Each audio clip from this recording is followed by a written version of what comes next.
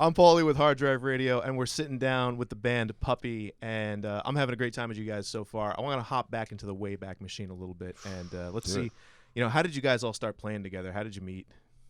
Well, me and Billy, we went to school together, so... Hogwarts School of Hogwarts School, Witchcraft yeah, and I don't know if Wizardry. you've heard of it. Yeah, that's a real place. That's the only school I know Yeah, over there. yeah. Okay, It is the only school in the UK. Everyone else is uneducated. It took us a while to find each other because the staircases kept moving. Yeah. We were like, that guy looks kind of cool. He's got like You're a in different Slayer houses, jacket on. right? We're different. Yeah, exactly. Yeah. Yeah, you were in Hufflepuff. I think. Hufflepuff, I was in. Yeah. And Billy was in Slytherin. Nah, Yeah. But yeah, no. So we went to school together, and we kind of just got into music around the same time. Had been in bands forever, various levels of not being very good, and then we really explored what it meant to be a lot of different kinds of rubbish bands. Yeah. We were terrible in every genre. we were a terrible instrumental surf band for a while. That's a fact. Yeah, I think That's because no one wanted to sing. Like Jock didn't want to sing. I was too scared. Yeah, so I was like, surf music's instrumental. We could just do that. Yeah. Yeah. Have you guys ever been surfing? Yeah. That didn't matter. Yeah. Have you ever been to a beach? Yeah. So we were doing stuff like that for Is it ages. the 1960s? Yeah. For some reason that didn't take off, so we kept going, and then I worked with Will at a bar in London, and we made friends, and Not with each other, just separately. They witnessed each other making friends. Yeah, that was us. We bonded over that, and then we when me and Billy were kind of started Puppy, we were kind of going through who'd be cool to get in, and we were like, Will, and Will was in a band at the time who we were fans of, but I think they kind of went on hiatus around the same time as we started doing that. That's a fact. Yeah, so we nabbed him, and We didn't think we could get him. I mean, you can see. I think your viewers. There's a camera there. we look kind of the same height here, but Will's very He's tall. a lot taller than us. He's a lot cooler than us, and we had to bribe him. No lies I detected. wore stilts to our first meeting to try and get him Yeah, to I wore total those power Marilyn move. Manson Yeah, stilts yeah, with yeah. like arm ones The as well, hand like ones, a kind yeah. of crazy snake, like spider dude. Yeah. But yeah, so and then it was one of those nice moments. I think when we started playing together, everything kind of came together pretty well. Actually, the thing that the real story behind you joining was that Will was hosting a karaoke night in London, and I came to try and kind of like woo him into joining the band. And we set flowers and Yeah, stuff. yeah, exactly. I wore a suit, and then we sang a duet of "Hero" by Chad Kroger, and From the movie Batman. and Will just came in with some harmonies, and I was like, I think it was Billy. Spider-Man. He was doing a goof. being a He was goofy doing a goofball, goofy sorry, goofball. This guy, and it was, and I heard the harmonies that Will was hitting, and I was like, this guy's he's got pipes. There wasn't a dry eye in the room. No, I believe it. Yeah. And and then from that day onwards, we decided to do Puppy. And you've regretted it ever since. Yeah. I could have made films. Let's hop back a little further. Will, tell me about childhood. getting your first guitar. So I was a drummer first, and I wasn't a very good drummer because I wasn't allowed a drum kit because they're too loud. And my mum was like, "Oh yeah, you can have drum lessons, but you can't have a drum kit." It's a bit of a stupid thing, really, but I don't blame her. But it was too loud. So after a while, I was kind of like, "This is pointless." So I need something quieter. So yeah, I got a guitar for Christmas one year, and then played that for a bunch, and then just found my way into being a bassist just because nobody else ever wanted to do it in everything. And I was like, well, hang on, that's got 2 less strings. And I found the guitar really hard because it's difficult. And the bass is actually a lot easier.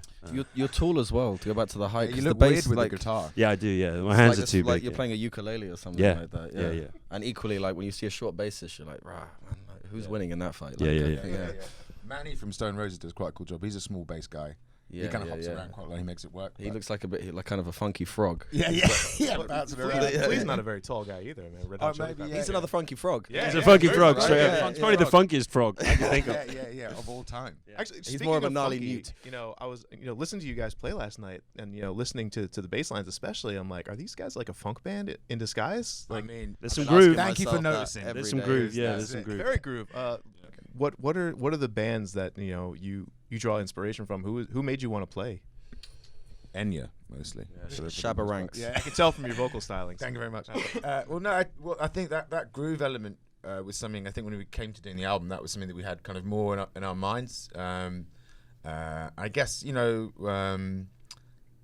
bands. We talked about Living Colour quite a lot, and that kind of the groove in there. So I've certainly put, I think, songs like Black Hole and stuff on our album. Like that was something we kind of we had in mind.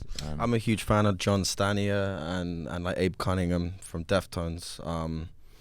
And I think there's a lot of really interesting bands who bridge the gap between kind of post-hardcore stuff and what maybe eventually became new metal, but there was a beautiful little grey area in between them when there's like some of the best parts of both things sprinkled over this other thing with some melodies and stuff like that. So basically what we did is we copied that. Yeah. We chose this little kind of niche in time. Yeah. But I think as well, like I think when we start playing together, especially like Billy said with the way he plays drums and stuff, it tends to become, it takes shape in that way a little bit as well. I think from a writing perspective, sometimes it could be quite kind of like rigid. It's all, grids on Logic, kind of going da da da da da. But then when we kind of start playing together, and those guys are playing their instruments more and putting a bit more personality into it, that kind of takes shape quite naturally as well, I think. I'm glad you guys brought up like that kind of area that you find yourselves residing in, because I found it really hard to describe your music to other people because it doesn't just really bad, fit. bad mediocre. Yeah. Well, I tried that, but apparently mediocre is too many syllables for some people, so they still don't really understand what I'm saying. But it's just like they're got really, really heavy riffs sometimes, but they also have like really great vocal melodies at the same time, and it's just this really cool blend of styles that works for you guys. I mean, did you just kind of stumble across it? Is it something that you guys developed over the time? Like, I think a bit of both. I think me and Billy were playing in before, which is just kind of post surf band, was it was more kind of like a bit kind of like garage rock, a bit more kind of indie rock, and you had, I guess we were taking influence bands like kind of Pavement and Dinosaur Jr. and things like that. And we had this kind of love of heavy music as well, which I think we all struggled to kind of like get into what we were doing a little bit.